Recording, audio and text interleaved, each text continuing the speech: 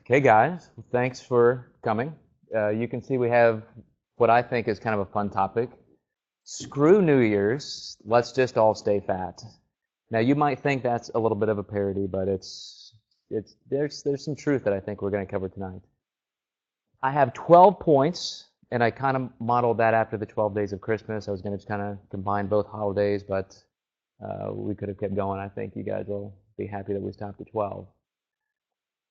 When you guys think about the holidays, and I know we did a lecture a couple weeks ago about kind of Thanksgiving and so forth, and we went through strategies, 5 strategies to even improve or do better through the holidays instead of going through holiday weight gain. You guys go through this season at all now just with any trepidation at all, thinking that this is going to be just kind of a tough thing, or you guys feel pretty resolute about it? No takers? Excuse me. Go ahead and keep talking. You're fine. You feel pretty good about it? Okay. I'm sorry. You guys hungry? You need anything? Yeah. I didn't get much of a lunch. We got. Sorry, I like that. I like sweet tea. It's all that diet stuff people drink now. It's just horrible for you. I think it's better just to go with the sugar. But the first thing that I have on there, peer pressure. When we think about really just where society is, I think it's pretty awful that people put so much pressure on us now to stay lean and conform to those kind of Hollywood standards. And I know there's a lot of even kind of obesity support groups where I saw one woman on one of the talk shows saying, why can't you just leave us the way we are? I mean, why do you have to just pick on us? 98% of people who lose weight gain it back in our country. We know that by 2030, 50% of people are going to be obese. And so I think the first way to say screw it, let's stay fat forever, is just to really understand that we shouldn't succumb to that kind of peer pressure. If we want to be a little heartier, have a little girth around the middle, I think that's totally fine. Question? No? All right. All right. Just checking. The second thing that I think is people talk all the time about weigh-ins. Like, even national weight loss chains that make you weigh in. You go in, you weigh in, you get a gold star. When you really think about the reliability of these things, I mean, like right now, I can get on this thing. I was 153 this morning. See, there's no way that's right. I mean, the batteries are gone or something. There's no way I've gained 5 pounds. It's not even worth weighing. So I think one of the worst things you can probably do if you're trying to sustain weight loss is check in and weigh yourself. I know the doctor, sometimes you go in there and the doctor wants you to weigh in once a year and they kind of chart your progress. You never know what time of the day you're weighing in. You've got different clothes on, that kind of thing. So the second thing I would do is make sure you never weigh in. I mean, it's almost better just to go by the ignorance is bliss kind of thing. You guys ever do any food tracking, like measure things? I like peanut butter right out of the jar. My wife even saves it when it's almost empty like this because she knows I just love to go right off the sides and get that stuff. It's natural, so it's good for you. So I think that's important to me to stay healthy. Go with the natural stuff. But food tracking, I mean, things like weighing things. Do you really think this is practical, carrying around a food scale, saying, gosh, how many grams of potato chips am I going to eat? I mean, just think how ridiculous that would be to have to do that all the time. And I just say screw it. I mean, seriously, who really wants to do that all the time? If you're going to go to that much trouble, I think you probably just need a new hobby. It's just not an issue. Another thing. Oh, hang on a second, guys. We got somebody here. Come on over. We can just put it right here. Yeah, appreciate that. Three large. Yep. All right. Thank you. You guys, I got plates. Oh, I'm sorry. 33? You take Verizon rebate cards? Shoot, man, I'm trying to get rid of that. All right. Keep the change. Appreciate it. Sure. Yeah, for real. Happy holidays. Oh. Have a good one. Appreciate it. So, yeah, seriously, I got here. We got plates. One is pepperoni, one is sausage, and I think one is Hawaiian barbecue chicken. We got plates, napkins. Feel free. If you're not hungry, that's fine. I got kids and I love pizza. Pre-workout meals. It's awesome. Seriously. If you guys Corey's making me laugh. Yeah, seriously, dig in. Help yourselves. Okay. Food tracking. How many grams of fat do you think is in this? A lot. We could look it up right here. 892 pages. You guys know how tedious that would be to look up Papa John's pizza. It's just, I would say there's just too many other things to do that are much more important, so I would not waste my time with food tracking. But, another thing with food tracking, a thing that a lot of people get really confused about. Anybody here like wine or beer? Okay, got a taker there. It says in this food count book that 3.5 ounces of wine is 1.4 grams of carbs, but there's 78 calories.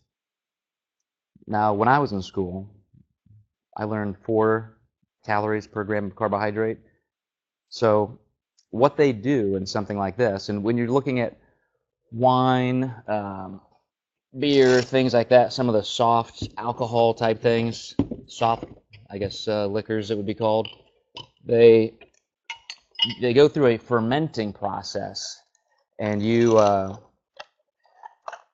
actual sugar is converted into sugar alcohol, and that becomes different. I mean, any liqueur, things like this, you can have wine, beer, anything like this. Amaretto, they even put extra sugar in it. But you would read that food count book, and you would say there's 1.4 grams of carbs in almost 4 ounces of wine.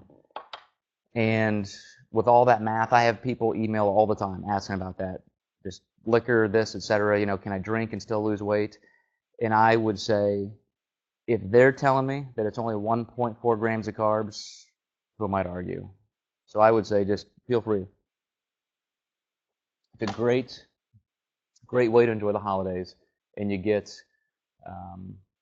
you get a lot of wine. 3.5 ounces for 1.4. Am I doing that math wrong?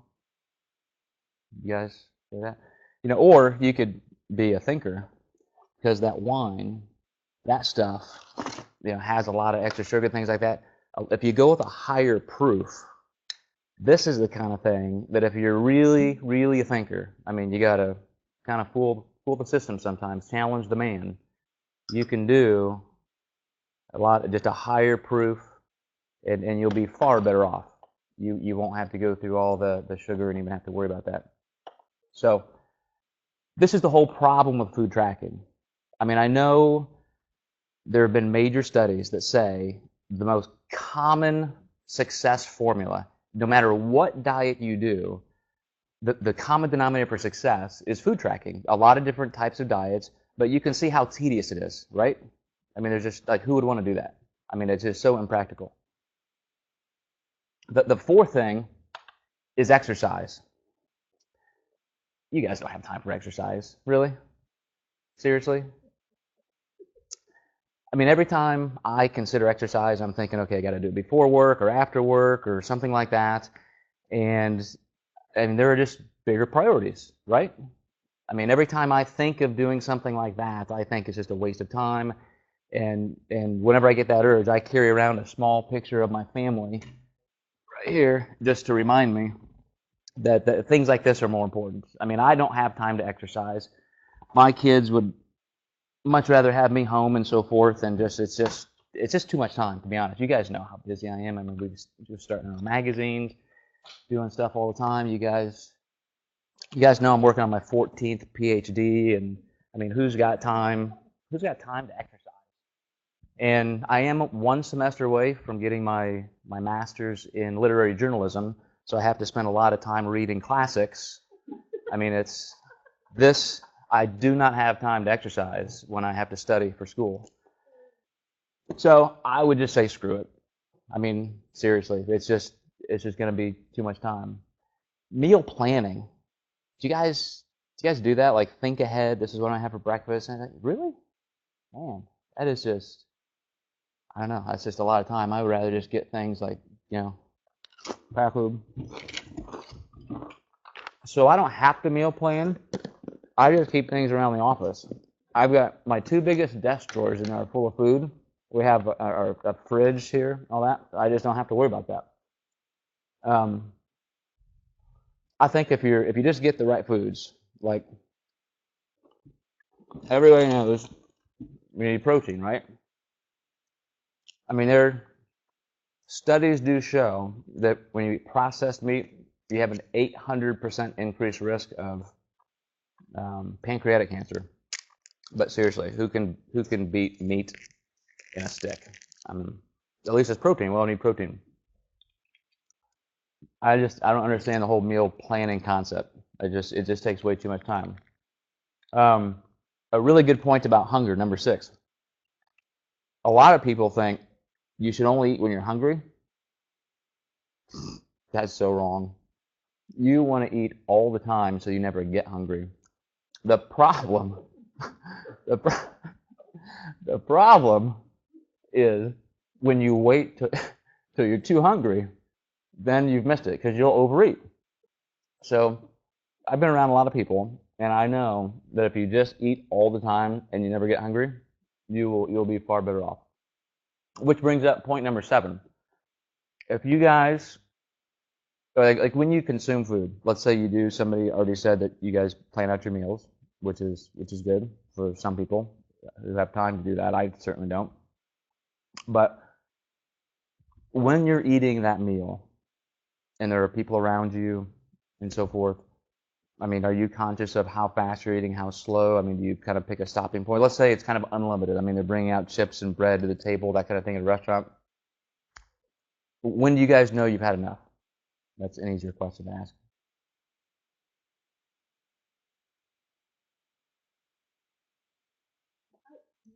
You guys seriously have some pizza if you want. It's really good. Go right down the road, so it's always fresh. Well, my point with the meal stopping point, a lot of people would tell you just eat what you had planned. But since I don't plan, I mean, how do you know? So a lot of people say it takes a little while to get from your esophagus to your stomach, and so you always stop a little early. I kind of go by the top it off method because what you want to do, if you can get yourself really, really full, you'll probably go a little longer between meals. And I think that's helpful. So what I would do is as soon as you feel really like full, like you're done, your stomach can stretch. So I would just pack a little more in there for later. And just make sure that you're not going to be hungry as often. I mean, that it's important to have longer stretches between meals. Number 8, considering activity. When you guys go through a typical day, I know some things, I mean, some days, if you're like me, are different than others. I could be out working in the yard 12 hours, literally, or I could be sitting in front of my computer. Do you guys ever change your eating per your activity? Okay, some people do. I think that's wrong. I think what you should do is, because again, it just takes a lot of time to consider, exactly. I mean, how do you do that math? I mean, seriously. You guys know how many calories you burn in an hour? Anybody know? So how would you do that?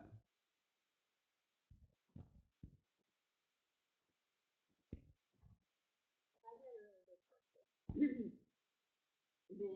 I'm usually not hungry for when I would normally have my snack, so I just don't have it. Just because it was kind of have it. So you're kind of basing that on hunger, or just your activity level, that kind of thing. But then if I'm at home and I'm working in the yard or whatever, or I'm stressed or doing an activity, then So you could be working yeah, and then miss a meal. So you're burning more calories and eating less. shouldn't do that. Probably should have a bag around my neck. Yeah, I mean, we're jumping ahead a little bit to metabolism, but that can be horrible for your metabolism. So what I do is just make sure I always eat regardless of activity. Because even if you're overeating, I mean, we can store that for later, and we can use that for later. So I would not consider activity. I mean, that's kind of old-fashioned to think just use what you need, that kind of thing. That's so not American. This is the land of just get it while you can.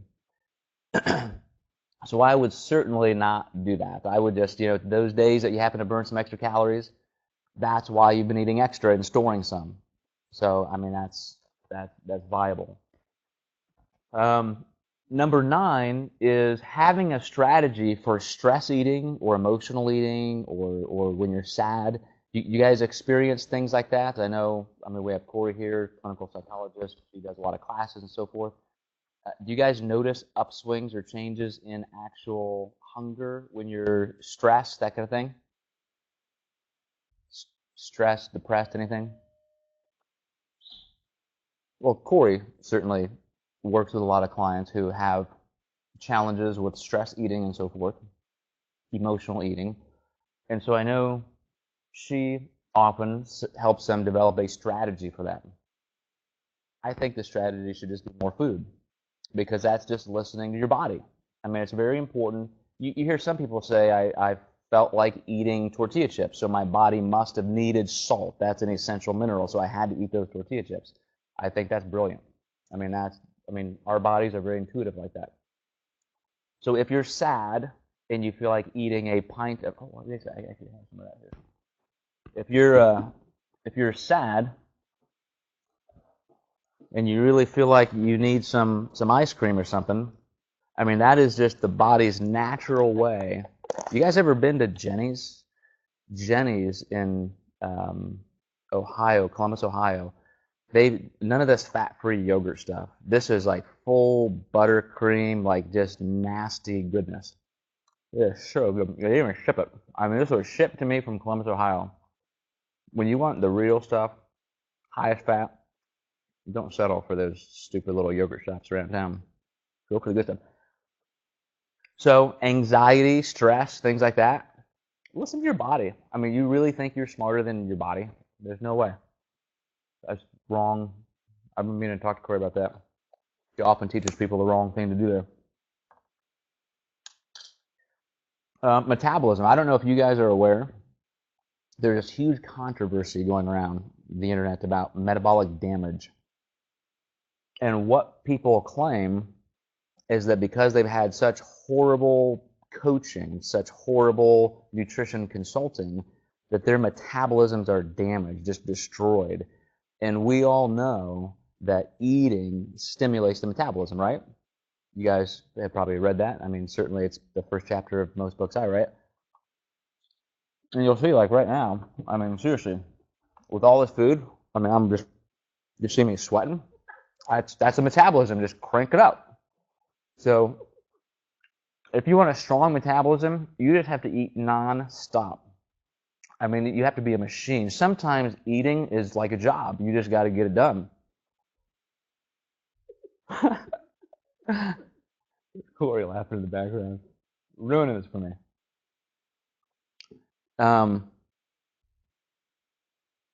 Long term, this kind of goes along with metabolism because you want to have a long-term strategy, but as you even contemplate dieting or not dieting, whether you think it's going to be successful or not, you have to know your metabolism is going to change.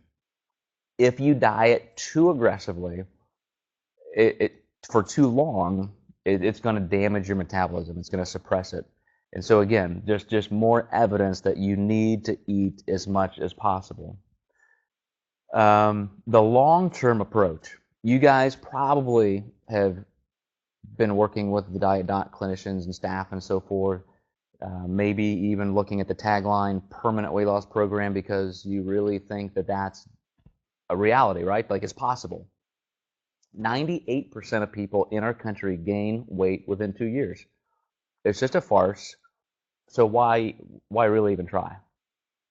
I mean, if you just, again, listen to your body and you keep eating, I would not worry about this long-term approach because there are times like when you just get sick of it and you just can't take it anymore. You can always just purge. I mean, you can. I don't mean that kind of purging. I mean just diet hard. You can go on a zero carb diet. You can just run 12 hours a day on the treadmill. You can do anything like that and take care of it quickly. So what I would do, I mean, life is short, right? You guys, we can talk a little philosophically here. You guys are friends. Life is short. You only go around once. And so you really don't want to think about losing weight all the time. Just eat what you want, enjoy it. Don't make me take all this home to my kids, you guys. I'm gonna have some. Is that holy stuff? I know it's just hand toss. Because it's the same price for thin crust or hand toss. Why would you give up all those carbs? I tell them to put as much dough in there as they can. Why would I give that up? So your long-term approach should be just enjoy life. I mean, just eat whatever you want. That's one of the pleasures that we get. I mean, we work hard for our money. We should be able to eat what we want. And then instead of having a long-term weight loss approach, that's when you can just buckle down, starve yourself, and you could fast. You can go on a zero carb type diet, just do all kinds of cardio. Take care of it then. Then, one of the things, this is kind of a secret. If you guys end up just feeling like you can't quite get the weight off, like let's say you just have a binge, right? And that happens sometimes, right? I mean, you're going to be at the holiday events, so coming up soon, and you're going to have all that great food around. What I've recommended, I just had a client a couple days ago who the subject line in her email was epic fail, and she described this binge where she just went in with the best intentions this holiday event. She was going to eat this and eat this. She had an exact game plan, which obviously, look at number 5. It didn't work. It's just a total waste of time. She had a plan. So she goes in there with this plan. She ends up just binging left and right. This is the kind of place where they're bringing stuff on trays, hors d'oeuvres, and all that stuff. She just starts mowing this stuff down. She gets so disgusted with herself, which goes back up to number 1, peer pressure. Just think of that. She's got this conformity issue. So she goes back home and she starts binging on Pop-Tarts and candy and so forth. And one of the things after all of that I think she did right, because I think this is very important if you really do feel like you've gone overboard, is if you just do a detox, if you just take some kind of a supplement shake. You guys have just seen all these kind of things. You go to health food stores, they have these. You guys know those stories about John Wayne that circulate on the internet and all that. So all you have to do, and this kind of brings us full circle, is you can eat whatever you want. Don't worry about weighing in. Don't worry about all that peer pressure, trying to be like somebody else or look like Brad Pitt or Angelina. Just forget all that. Save all that time exercising. You don't need that. I have like 18 kids. I have more kids than Mike Tyson or Evander Holyfield, who has time to exercise.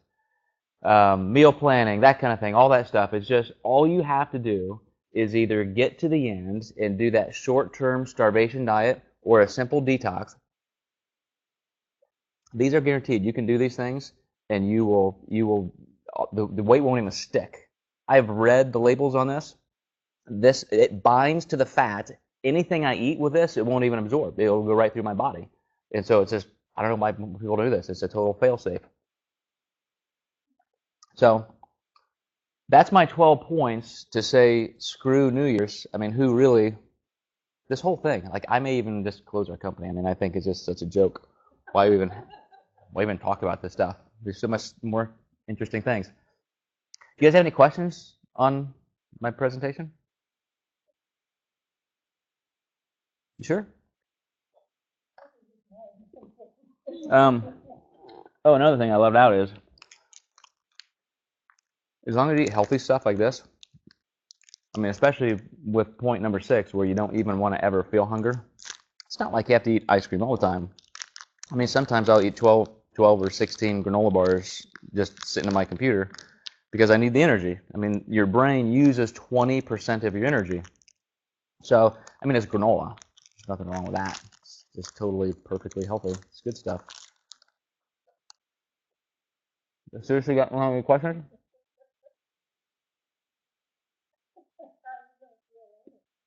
I'm good. Are you kidding me?